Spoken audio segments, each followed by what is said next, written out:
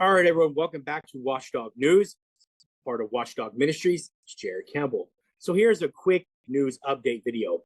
We're going to talk about Trump and Zelensky and the tensions that are rising in the Oval Office right now, where it was said to Zelensky, "You are risking a third world war." It's something I've been talking about for the last few years. So in the Oval Office today, a tense meeting occurred between U.S. President Donald Trump and the Ukrainian President Zelensky. The meeting was pivotal for Ukraine and their war efforts and the U.S. Ukraine partnership, as both leaders discussed military aid, security guarantees, and a controversial minerals agreement. The meeting escalated into a heated exchange when Trump warned Zelensky that failing to reach a deal with Russia could lead to a World War III. Trump also emphasized his desire to end the war quickly rather than continue supplying weapons, while Zelensky maintained that there should be no compromises with President Putin. Here were some key points. Tensions over war strategy. Trump stated he wants the war to end swiftly, saying he is not keen on sending more weapons, but would also do so if necessary. Zelensky insisted that negotiations with Putin must not include compromises and presented images of war atrocities to Trump. Trump claimed that Putin is willing to make peace and warned Zelensky that rejecting a deal could lead to global conflict. Next, heated exchange with Vice President J.D. Vance. Zelensky confronted Vice President J.D. Vance over his past diplomatic efforts. Vance accused Zelensky of disrespecting the U.S. by pushing his agenda in front of American media. Trump intervened, saying Zelensky was gambling with millions of lives and being disrespectful to the U.S. Next, minerals agreement between U.S. and Ukraine. The agreement involves joint management of a construction fund where Ukraine will allocate 50% of revenues from future mineral extraction to the fund. Ukraine rejected an initial U.S. proposal for $500 billion cut of rare mineral revenues, calling it a sellout. Trump argued that the U.S. should get as much as possible to offset past aid, offering $350 billion in military equipment instead. The deal focused on future projects and licenses, excluding existing reserves. Next, security guarantees in question. Zelensky pressed for post-war security commitments, but Trump avoided firm promises. Trump indicated that the U.S. would consider Ukraine's security, but the negotiations were focused on economic aspects. No U.S. guarantees emerged from the talks, raising concerns in Kiev. Strategic importance of Ukraine minerals. Ukraine holds valuable graphite, lithium, uranium, and titanium reserves, crucial for electronics, energy, and military industrials, even the rise of AI, right? Russia also seeks access to these resources as well. I've said that before, adding geopolitical significance to the deal. Do we really think that Russia is going to allow the U.S.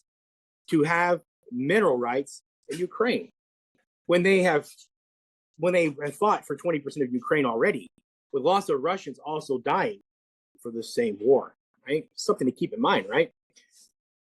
The absence of security assurances raises fears that Ukraine could be vulnerable to future aggression. Here's my conclusion. The meeting underscored a deep divide between Trump and Zelensky on how to end the war and structure U.S.-Ukraine relations. While Trump pushed for economic first approach, Zelensky sought security assurances and a firm commitment to resisting Russian aggression.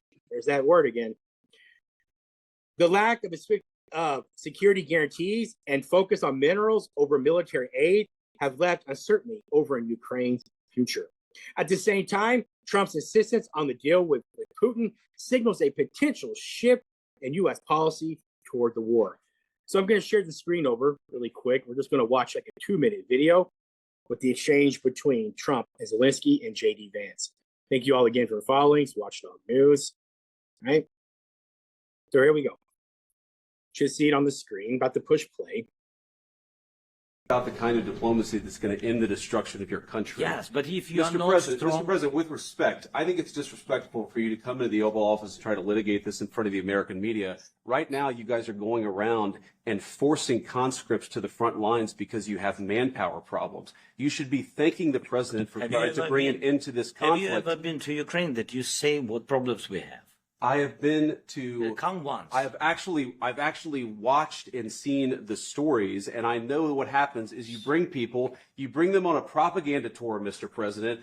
Do you disagree that you've had problems bringing people into your military? We have problems. And do you think that it's respectful to come to the Oval Office of the United States of America and attack the administration that is trying to prevent the destruction of your country? A lot of questions. Let's start from the beginning. Sure. First of all, during the war, everybody has problems, even you, but you have nice ocean and don't feel now, but you will feel it in the future.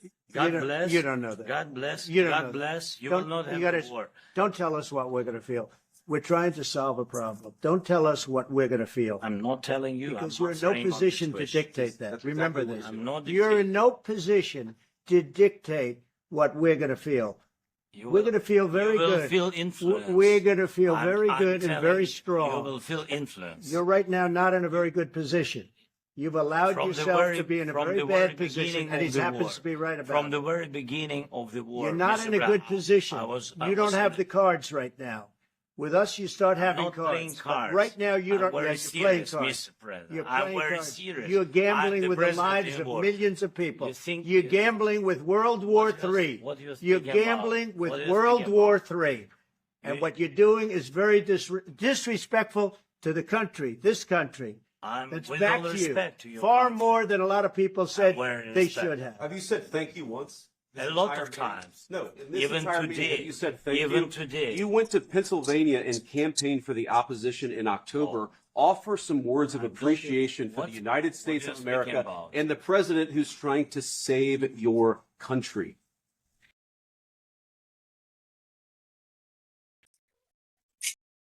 All right, so let's get back to here.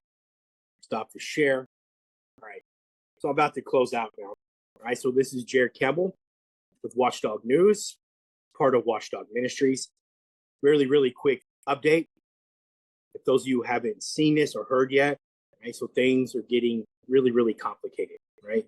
For the last 2 years, I've been discussing the possibility of a World War III. I've been researching it. Been researching ever since 2022. And we see the elements beginning to form. We see that maybe it could be stopped.